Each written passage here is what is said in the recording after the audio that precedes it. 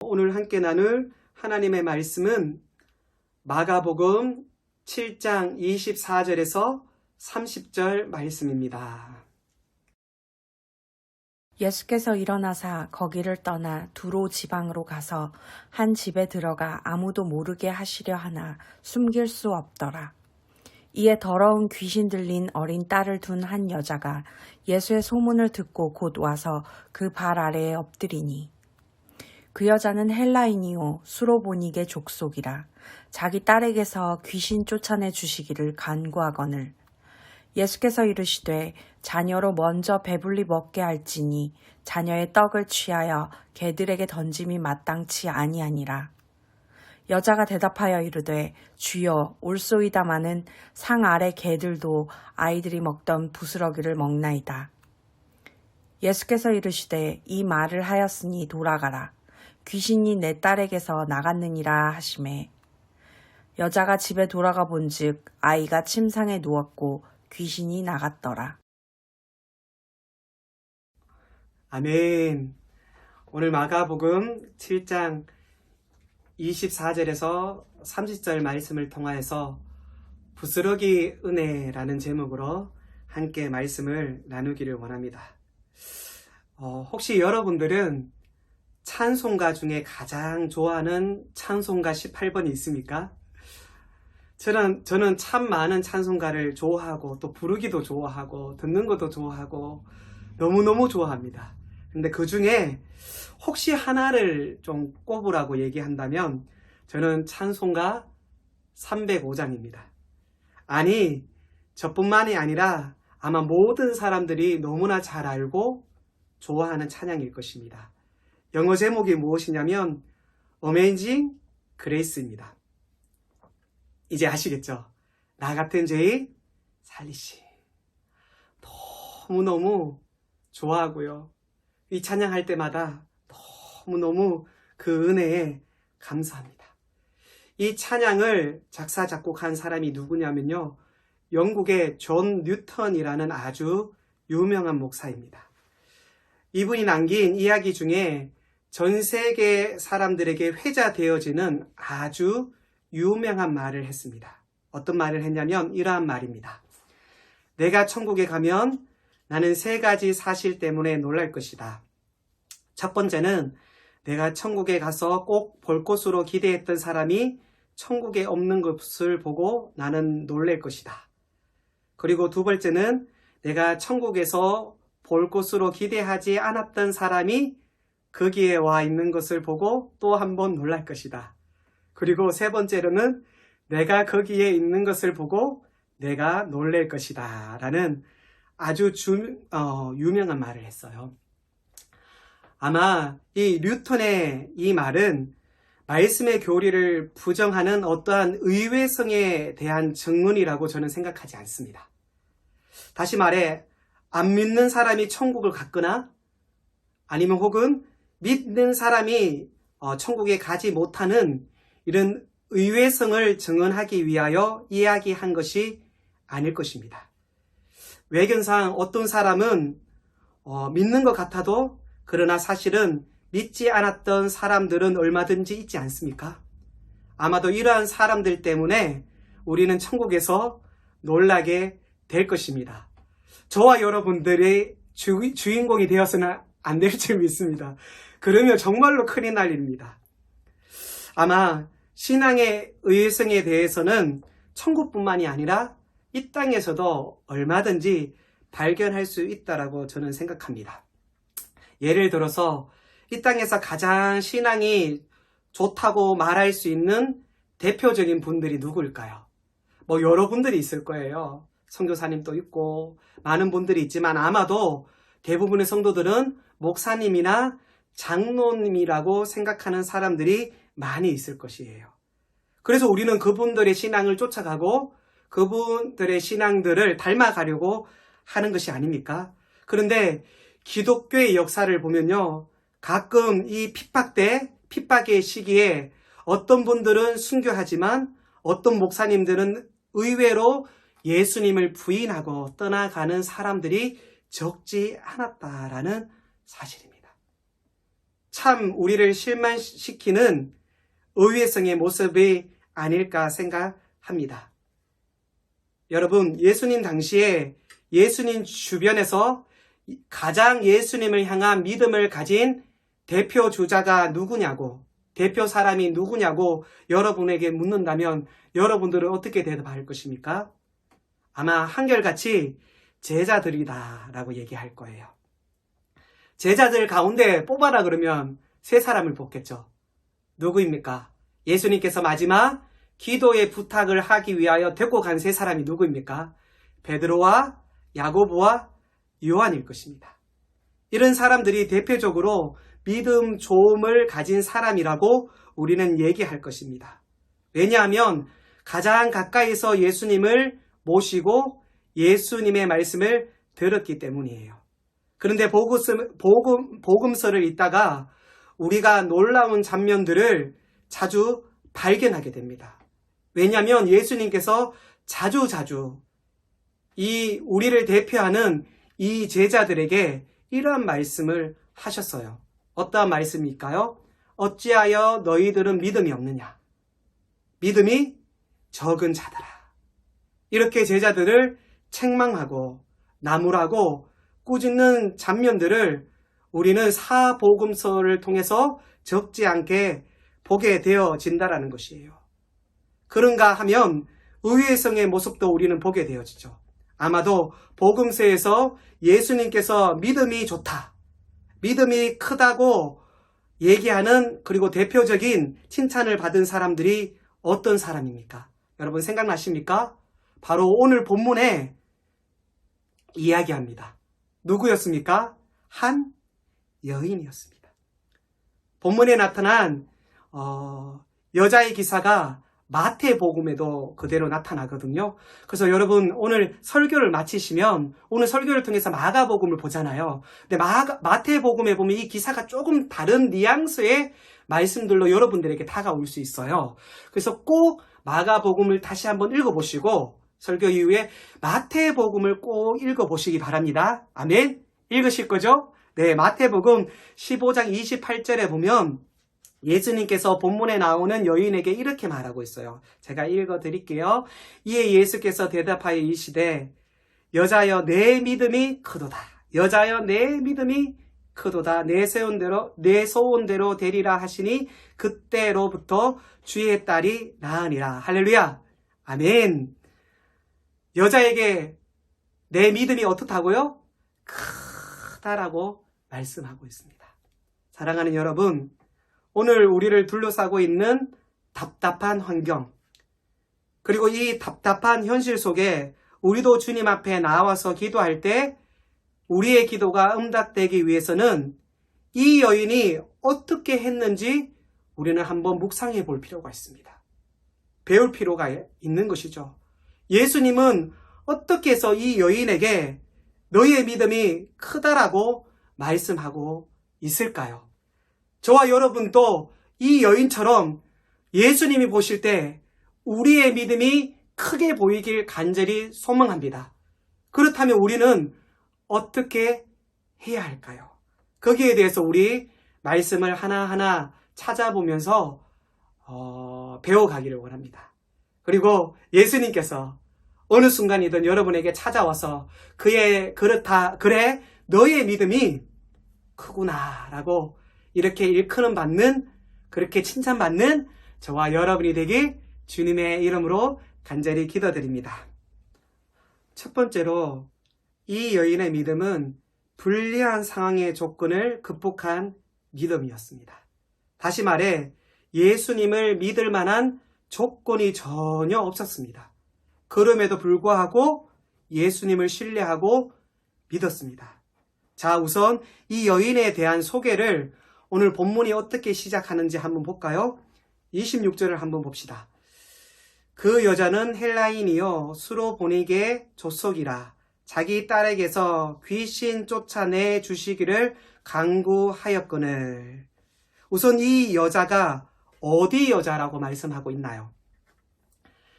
헬라 여자라고 말합니다. 즉 그리스 여자였어요. 근데 정말로 헬라 여자였을까요? 우리가 같은 기사를 앞에서 어디에 볼 수 있다고 했습니까? 마태복음에서 볼 수 있다고 했어요. 그쵸? 근데 마태복음에서는 이 여자를 어떤 여자라고 얘기하는지 아십니까? 가나안 여자라고 말씀하고 있어요. 그러면 성경의 기자들이 틀렸을까요? 이 말씀이 오류가 있는 것일까요? 똑같은 사건인데 왜 마가복음의 기자는 헬라인 여자라고 말하고 마태복음의 기자는 가나인 여자라고 표현을 하였을까요? 여러분, 이것을 알기 위해서는 우리는 그 당시의 시대적 상황을 알아야만 합니다. 그 당시 이스라엘 백성들이 이스라엘 백성이 아는 사람들을 비유대인, 비이스라엘인이라고 하지 않았어요. 그럼 어떻게 말하였을까요? 자기들을 빼놓고 모든 사람들을 일컬어서 흔히들 통상적으로 헬라 사람이라고 얘기했습니다. 그러면 헬라 사람에게는 어떤 사람이 포함이 될까요? 가나안 사람도 포함되어졌다라는 것이에요. 왜냐하면 그 당시 세계 문화는 문자 그대로 헬라 문화, 헬레니즘의 문화 가운데 있었기 때문이에요. 이스라엘 사람들도 이 헬라 문화에 영향을 받게 되어진 것이죠. 하지만 이스라엘 백성들은요, 그 헬라 문화의 영향을 받기보다는 자기의 독특한 문화를 지켜나갔다는 것이에요. 그래서 자기를 빼놓고 모든 사람들을 가리켜 통상적으로 어떻게 말하였다? 헬라 사람이라고 말하였다라는 것이에요. 그러면 마태복음에서 말하는 그 여인과 마가복음에서 얘기하는 뉘앙스가 뭐라고요? 두 사람 다 이방인이었다라는 말이에요. 그것을 한 사람은 누구로 얘기한 거예요? 헬라인 여인으로 얘기한 거고요. 한 사람은 가나인 여인으로 얘기하였습니까? 얘기한 것입니다. 이제 이해되시죠? 그런데 본문에 보면 그녀를 어떠한 족속이라고 말하고 있나요? 스로보니게 족속이라고 쓰여져 있어요. 근데 이 스로보니게라는 단어는 두 가지의 단어의 합성어입니다. 술이라는 술이라는 단어와 보니게라는 단어의 합성어인데요. 술이라는 말은 시리아라는 말이고요. 보니게라는 말은 페니키아라는 말입니다. 많이 들어보셨죠? 이 말을 합치면 시리아 베니게 사람 중에 한 여인이라고 말할 수 있는 것이죠. 그렇다면 이 사건이 어디에서 발생되어지나요? 그것을 알기 위해서는 우리 24절에 가보아야 합니다. 24절에 한번 볼까요? 24절에 보면 예수께서 일어나서 거기를 떠나 두로 지경으로 가서, 두로라는 지역인 것이에요. 이 두로가 어디냐 하면 이스라엘 갈릴리 바다에서 강을 따라서 북쪽으로 올라가면 얼마 올라가지 않으면 두로 지역이 나오게 되어집니다. 그러나 두로는 엄연히 이스라엘 지역 바깥 나라입니다. 지금으로 말하자면 이 두로는 레바논에 속하는 도시인 것이에요. 다시 말해 이스라엘 지경 바깥에 아주 가까운 이웃 도시라는 것이죠. 그럼에도 불구하고 이스라엘하고는요 아주 사이가 좋지 않아요. 반유대적인 적개심을 가지고 있었던 사람들이 거기에 살고 있었고, 유대인들은 이웃의 연한 도시였지만 그러나 이 지역의 사람들을 박해하였어요. 그리고 철저히 그들을 이방인으로 생각하였다라는 것입니다. 그래서 이 땅을 이방인의 땅, 어둠의 땅으로 생각한 것이죠. 그리고 유대인들은 특별히 이방인에 대한 편견을 가지고 있었기 때문에 이방인들에게 붙일 수 있는 최대의 모욕의 표현이 있었는데 그것이 무엇이냐면 개라는 표현을 사용하였다라고 합니다. 그런데 이러한 환경적 요인에도 불구하고 예수님은 왜 두로 지방으로 갔을까요? 물론 우리가 그냥 생각하지 않고 그게 하나님의 섭리입니다 라고 얘기하면 틀리지 않을 거예요. 하지만 우리는 말씀을 한번 추적해 보아야 되는 거예요. 예수님께서 왜 두로 지방으로 나아갔을까요? 여러분, 이 상황을 알기 위해서는 우리는 어떻게 해야 할까요? 이 사건이 일어나기 전의 사건으로 유추해봐야 되는 거죠. 도달해서 그 과정을 추적해보면 예수님께서 왜 이 드로라는 곳으로 와야 해야 하는지를 알게 될 것입니다. 그 이유는 바로 지난주에 있습니다. 예수님이 팔레인 땅에서 누구와 논쟁을 벌입니까? 바리새인들과 논쟁합니다. 그쵸? 그들과 싸웁니다. 바리새인들은 예수님께서 율법을 파괴하는 자라고 얘기합니다. 그 이후로 어떤 걸 근거합니까? 안식일을 지키지 않는 것, 손을 씻지 않는 것, 이런 것들에 대해서, 그쵸? 음식 규례에 대해서 논쟁을 하지 않습니까? 바리새인과 논쟁을 벌이고 그들에게 핍박을 받으신 예수님께서 잠시 휴식이 필요했을 것입니다. 그러나 이스라엘 땅 안에 그런 휴식이 불가능하다고 생각한 예수님께서는 어떻게 했을까요? 바로 이스라엘에 접근하고 있는 다른 지역으로 가기를 원하셨어요. 그래서 선택한 곳이 어디라고요? 두로 지역인 것입니다. 근데 그곳은 어떤 땅입니까? 이방인의 땅으로 가셨다라는 것입니다. 그런데 뜻밖에도 이방인의 땅에 오늘 본문에 보면 예수님을 믿고 예수님을 사랑하고 예수님을 신뢰했던 아름다운 믿음의 사람을 만난 것은 예수님에게도 있어 문자 그대로 하나의 간격이었을 것이에요. 우리는 여기서 한 가지 질문을 던져보셔야 돼요. 그렇다면 어째서 이방인 가운데 이러한 믿음을 가진 사람이 존재하고 있었냐는 것이에요. 먼저는 여러분 기억하십시오. 좋은 믿음은 백그라운드가 아니라는 사실을 알아야 합니다. 이 여인을 보십시오. 전혀 신앙적인 백그라운드가 그 여인에게 있지 않습니다. 그래서 믿음의 가정에서 태어나는 것은 한없는 축복이에요. 하지만 믿음의 가정이 우리의 믿음을 지켜주거나 우리의 믿음을 성숙시킬 수 없다라는 사실을 여러분 꼭 기억하셔야 돼요. 사실 모태신앙인 사람들을 가만히 보면 이 모태신앙의 문제가 참 많이 있어요. 저를 비롯했어요. 그래서 모태신앙이 모태여 신앙인으로 보일 때가 얼마나 많은지 모릅니다. 오히려 전혀 배경에 없는 사람들이 더 순수하게 믿음을 가지고 더 하나님을 위하여 살아가는 모습들을 우리는 보게 되어집니다. 교회에 보십시오. 정말 뜨겁게 복음을 전하는 사람들이 대부분 보면 누구입니까? 초신자들이에요.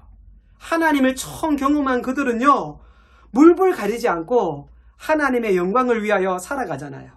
하지만 조금 익숙해지고 또 누주해진 여러분 신앙의 연륜이 오래된 사람들은요, 오히려 성숙함은 있을지 모르지만 그 안에 열정이 자꾸 사라지는 모습을 보게 되어진다라는 사실입니다.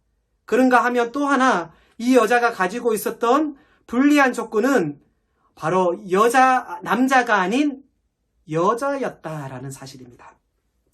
왜냐하면 그 당시 여자는요, 하류 인간으로 취급당했기 때문입니다. 옛날 유대인 남자들은 아침에 일어나면서 하나님께 세 가지 감사의 기도를 드렸다고 해요. 첫 번째는 하나님, 내가 이방인이 아니라 유대인으로 태어난 것에 대해서 감사합니다 라고 감사의 기도를 드렸대요. 두 번째 감사는 하나님, 내가 여자가 아니라 남자로 태어난 것에 대해서 감사합니다 라고 기도하였답니다.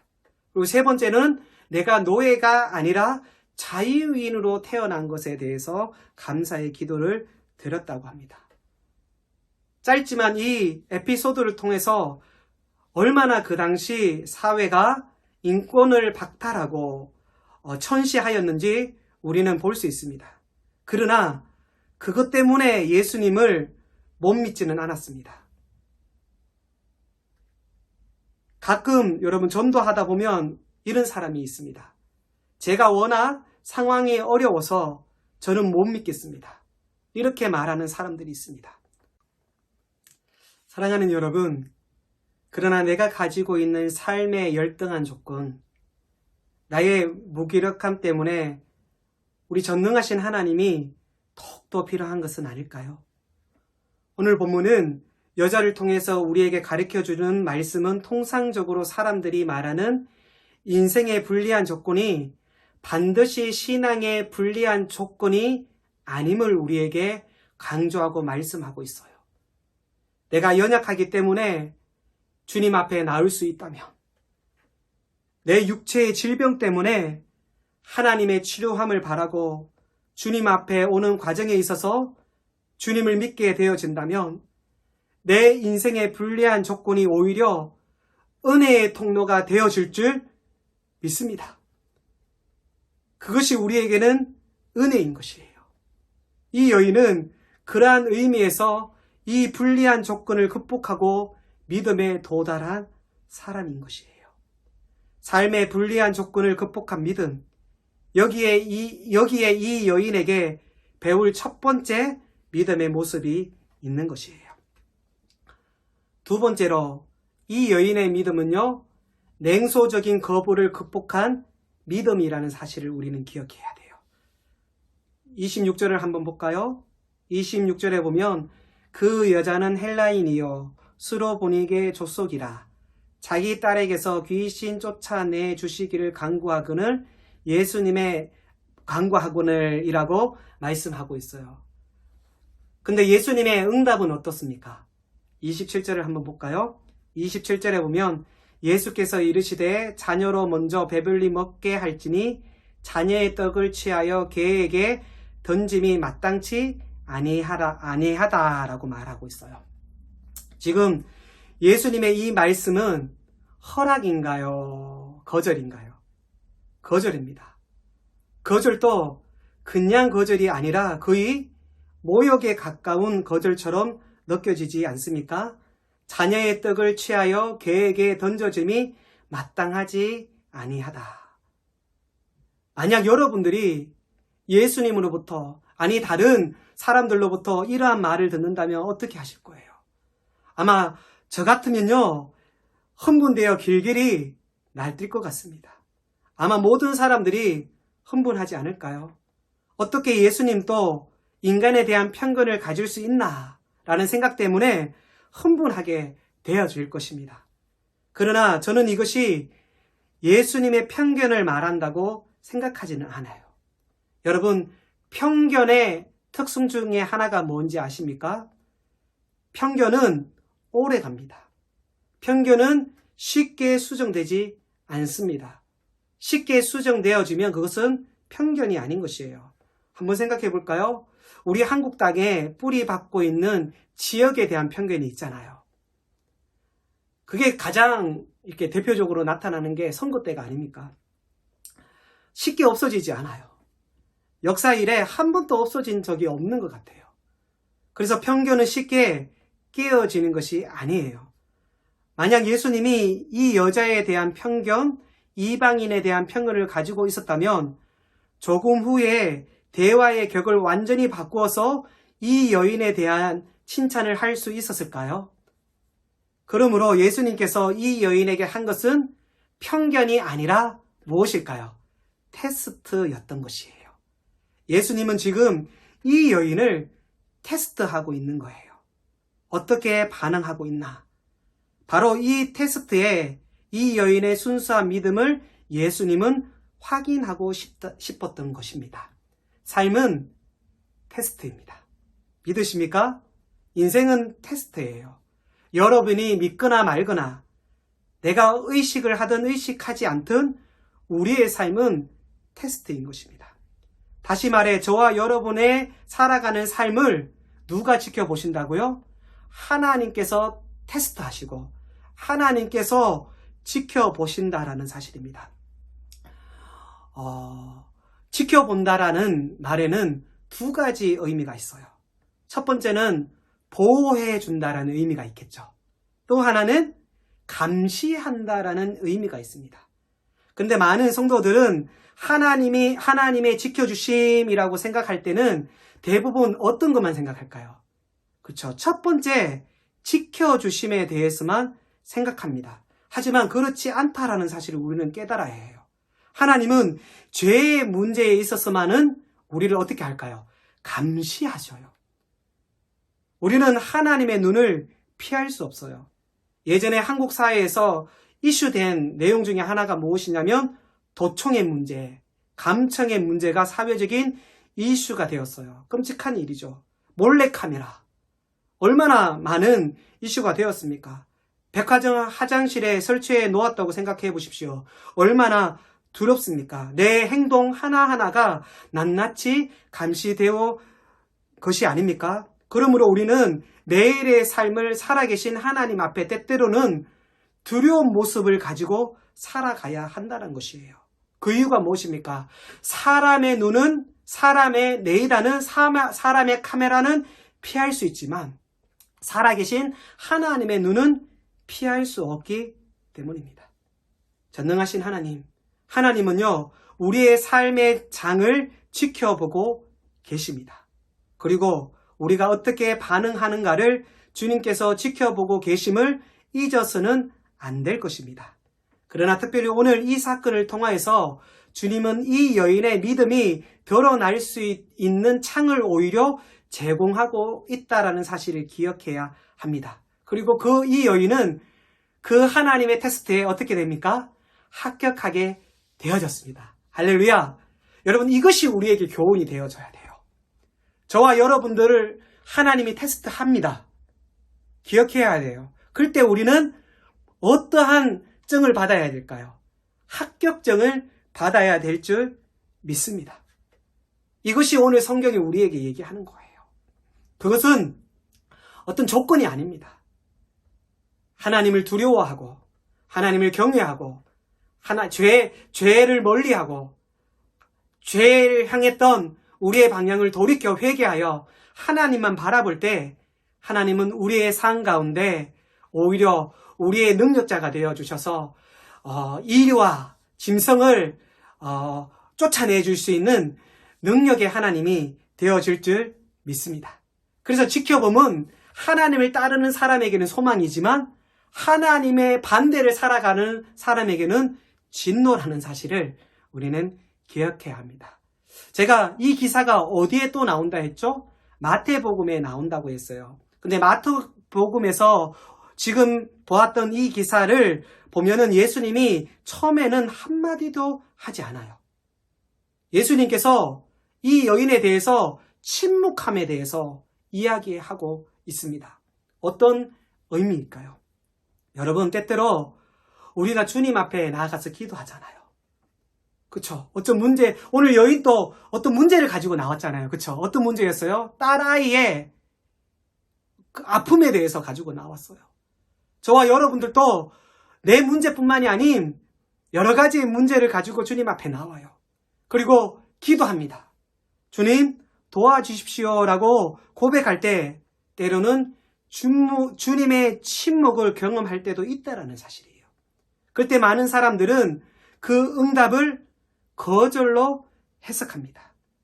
주님이 내 기도를 거절하셨다고 생각하여 스스로 자조하면서 믿음의 자리에서 쉽게 후퇴해 버립니다. 그것은 우리가 참된 믿음으로 가지고 있지 않다라는 구체적인 증거라는 사실을 여러분 기억해야 돼요. 믿음의 중요한 요소 중에 하나가 뭔지 아세요? 지속성입니다. 우리가 한번 기도하고 응답이 왔다 안 왔다 판단하는 것은 신앙이 아니에요. 오히려 그것은 흥정입니다. 기도는 하나님과 나와의 인격적인 관계를 얘기하는 거예요. 내가 하나님을 계속적으로 믿고 구하는 것입니다. 하나님의 어떤 계획이 있어서 지금 당장 내가 구하는 그대로 응답하지 않을지 모르지만 그러나 우리가 하나님을 믿는다면 내 과거를 아시고 내 현재를 아시고 내 미래를 아시는 하나님이 말씀하십니다. 사랑하는 자, 곧 그 뜻대로 부르심을 입은 자에게는 모든 것이 합력하여 선을 이루는 줄 믿습니다. 할렐루야! 믿으시죠? 우리에게는 지속적인 신뢰가 필요합니다. 그래서 정말 하나님 앞에 나오는 사람에게 필요한 것은 믿음입니다. 그렇습니다. 그래서 기도의 풍성한 경험을 한 사람들은요, 끈기를 가지고 인내를 가지고 끝까지 하나님 앞에 기도하였다라는 사실입니다. 그러므로 거절 뒤에 미소를 지으며 한없는 연민으로 나를 바라보고 계시는 하나님의 진정한 의도를 파악하고 이 시련의 장에 주님 앞에 엎드리는 저와 여러분이 되길 주님의 이름으로 간절히 기도드립니다. 이것이 두 번째 거절을 이기는 믿음인 것입니다. 세 번째로 이 여인의 믿음은요, 바로 주님의 은혜에 매달렸던 믿음이라는 사실이에요. 주님의 음성을 듣고 이 여인은 어떻게 믿음에 반응을 합니까? 28절을 한번 볼까요? 28절에 보면 여자가 대답하여 가로되 주여 올소이다마는 상 아래 개들도 아이들이 던진 부스러기를 먹나이다. 저는 이 28절을 보면서 이 여인의 믿음뿐만이 아닌 이 재치 있는 말에 정말 탐복하게 되어집니다. 이 한마디에 이 여인의 믿음이 고스란히 나타나지 않습니까? 여러분, 그리스도인은요, 하나님을 믿는 하나님의 자녀들은요, 말을 한마디 할 때에도 믿음 있는 고백을 해야 될 줄 믿습니다. 요즘 세상 사람들이 왜 그리스도인으로부터 상처를 받는지 아세요? 사실은 우리의 행동도 있지만 우리의 한마디가 그들을 무너뜨립니다. 정말 믿음 있는 말을 그들에게 할 때 그 말이 그들을 일으킬 수 있는 하나님의 능력이 되어질 줄 믿습니다.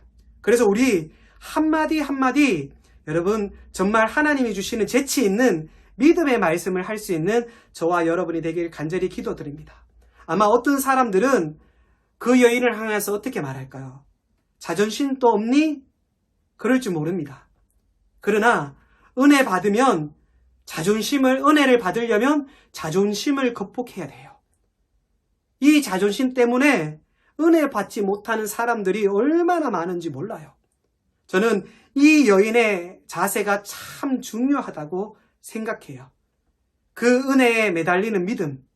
저는 이 여인에게 주님에 대한 신뢰가 그 마음밭에 여러분 바탕이 되어져 있어서 이렇게 고백했다라고 저는 생각합니다. 그래서 우리가 인격적으로 주님을 만나야 되는 거예요. 그리고 그 하나님을 경험할 때 우리는 오히려 주님이 말씀하시는 그 어떠한 환경 가운데서도 주님의 참뜻을 깨달을 수 있다라는 사실이에요. 여러분 28절을 한번 볼까요? 28절에 보면 여자가 대답하여 가로되 라고 말합니다. 그렇죠? 여자가 대답하였다. 그런데 어떻게 대답했나요? 주님을 향해서 이 여인이 어떻게 부르고 있나요? 뭐라고요? 주여, 주여라고. 여러분 헬라어로 주여라는 말이 단어가 뭡니까? 큐리오스라는 단어이잖아요. 여러분 이 단어의 뜻이 무엇이냐면 주인이라는 뜻이에요. 이 여인이 외치는 주여라는 단어는요, 단순히 내 문제, 내 병만 해결시켜 주시는 분으로 인식한 것이 아니라 자기 삶의 주인, 내 인생의 구원자, 내 인생을 새롭게 하고 내 인생을 하나님의 기대로 빚어갈 주인이라는 사실을 믿고 고백한 줄 믿습니다. 여러분 복음서를 보십시오. 모든 사람이 주여라고 고백하지 않아요. 어떤 사람은 선생이라고 고백하였고요. 어떤 사람은 예수님을 다른 이름으로 불렀지만 이 여인은 어떻게 불렀다고요? 주여라고 부른 줄 믿습니다. 그렇다면 내 자신에게 질문을 해보아야 되는 거죠. 여러분들은 주님을 어떻게 부르고 있습니까? 저와 여러분들이 주님으로 고백할 수 있는 우리 인생의 전부라는 사실을 고백할 수 있는 저와 여러분이 되길 주님의 이름으로 간절히 기도드립니다. 근데 이 같은 내용을 마태복음에 보면 어떻게 기록된 줄 아세요? 주 다윗의 자손이여 나를 불쌍히 여기소서. 이 여인이 어떻게 부르고 있습니까? 다윗의 자손이여 라고 말하고 있어요. 이 다윗의 자손을 통해서 누가 이 땅에 오신다고 성경은 말하고 있습니까? 메시아가 오신다라고 말하고 있어요. 왜냐하면 메시아는 다윗의 조성을 통하여서 오시겠다라고 성경은 약속하기 있기 때문입니다. 그러니 이 여인이 예수가 메시아라는 것을 확신하고 있는 것이죠. 바로 이 믿음이 그녀에게 있었던 것입니다. 그리고 이 여인이 상당히 성경을 알고 있었다라는 것이에요. 성경을 사랑했다라는 것이에요. 왜냐하면 구약의 메시아의 약속을 보면 그 메시아의 약속 가운데 이스라엘 백성만이 아니라 이방인도 포함되어져 있다라는 사실이에요. 그래서 이사야 마지막 절에 읽다 보면 메시아로 오시는 그분은 가난한 사람들에게 복음을 주고 마음이 상한 자를 싸매어 주시고 그리고 만민들에게 열방들에게 구원자로 오실 것을 얘기하고 있습니다. 다시 말해 이스라엘만 구원하기 위하여 구세주로 오시는 것이 아니라 이방인을 위하여 구세주로 오심을 전제하고 있습니다. 이 약속을 누가 믿었다고요? 이 여인은 믿고 있었다라는 사실입니다. 이것이 전제되어 주님이 나에게 은혜를 주셨다라고 그녀는 신뢰하고 바라보았다는 사실입니다. 이 내용을 가장 잘 가리키고 있는 것이 27절인데 한 단어입니다. 한 단어가 이것을 우리에게 분명히 얘기하고 있어요. 27절 한번 볼까요? 예수께서 이르시되 자녀로 먼저 배불리 먹게 할지니 자녀의 떡을 취하여 개에게 던짐이 마땅하지 아니하다라고 말합니다. 여러분 이것은 외견상 거절처럼 들리는 주님의 말이지만 저는 이 여자의 경우에는 이 말씀을 거절로 듣지 않았습니다. 그 이유가 한 단어에서만 나옵니다. 그 단어가 무엇일까요? 먼저라는 단어예요. 27절 다시 한번 볼까요? 예수께서 이르시되 자녀로 먼저 배부르게 먹게 할지니 라고 말하고 있어요. 그렇죠? 여기 자녀는 누구일까요? 이스라엘 백성이에요. 예수님은 맞아요. 메시아로 오실 때 팔레스타인이나 이스라엘 땅을 구원하기 위하여 오셨어요. 그렇죠?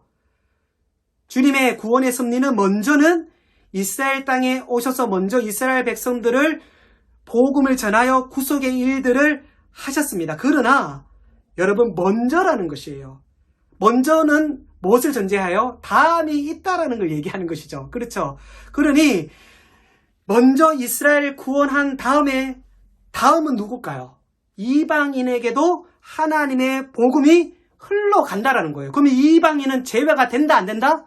되지 않음을 우리에게 말하는 것이에요. 어떤 의미입니까? 바로 하나님의 구속의 섭리의 순서를 우리에게 지금 얘기하고 있는 것이지 이스라엘 사람만 구원받고 이방인은 구원받지 못한다라는 말을 하는 것이 아니라는 사실이에요. 말씀에 참 많은 진리들이 있죠. 그래서 우리는 말씀을 바로 알아야 되는 거예요.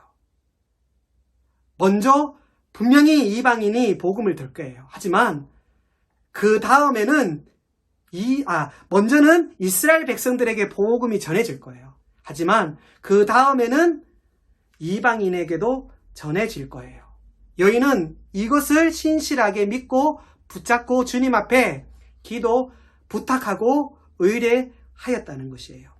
교회 생활 가만히 하는 사람들을 보십시오. 은혜 받은 사람들에게 증거가 있습니다.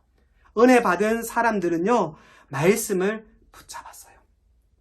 그리고 여기에 또 한 가지 우리에게 교훈이 되는 것은요, 말씀을 온전히 이해할 때 그 말씀을 오해하지 않고 은혜의 자리로 나아갈 수 있다는 사실을 여러분 잊어서는 안 돼요.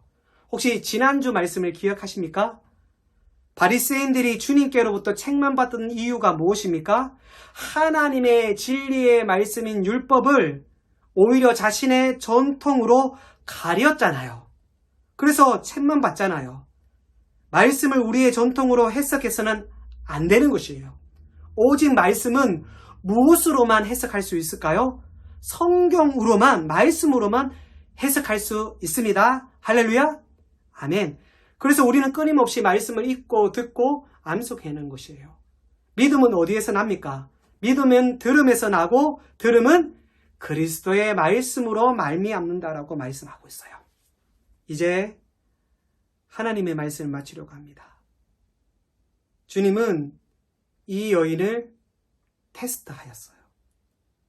그리고 이 테스트에 합격한 여인은 마침내 주님의 말씀을 부여잡고 겸손히 주님 앞에 엎드려 주여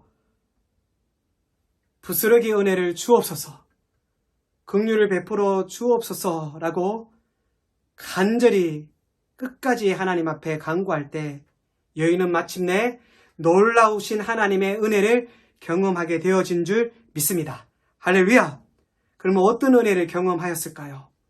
바로 29절에서 30절의 은혜를 경험하게 되어집니다. 제가 여러분에게 선포하겠습니다. 예수께서 이르시되 이 말을 하였으니 돌아가라, 귀신이 내 딸에게서 나아갔느니라. 돌아가라, 귀신이 내 딸에게서 나아갔느니라 하시매 여자가 집에 돌아가 본즉 아이가 침상에 누웠고 귀신이 나아갔더라. 할렐루야! 귀신이 떠나가는 역사를 임하게 하셨습니다. 하나님의 은혜가 이 여인에게 임했습니다. 이 여인이 고침을 받게 되어집니다. 귀신으로부터 자유함을 그 딸이 경험하게 되어집니다. 그녀의 기도의 제목이 해결받게 되어집니다. 그렇습니다. 우리가 하나님을 신뢰할 때 하나님은요, 우리에게 평강의 평강을 허락해 주신다는 사실이에요. 기도하는 자마다 하나님의 놀라우신 은혜가 임하게 되어질 것입니다. 우리 끝까지 엎드립시다. 끝까지 하나님만 바라봅시다. 우리가 끝까지 물러나지 않고 나아가면 하나님의 그 은혜를 우리에게 허락해 주실 것입니다. 그래서 사랑하는 성도 여러분, 우리 끝까지 하나님을 신뢰해야 돼요. 하나님만 바라봐야 돼요. 하나님만 온전히 의지하면, 엎드리면 하나님의 크고 놀라우신 한없는 은혜가 우리 삶 가운데 가득하게 되어질 줄 믿습니다. 그 은혜의 주인공이 여러분이 되길 주님의 이름으로 간절히 기도드립니다. 아멘. 할렐루야.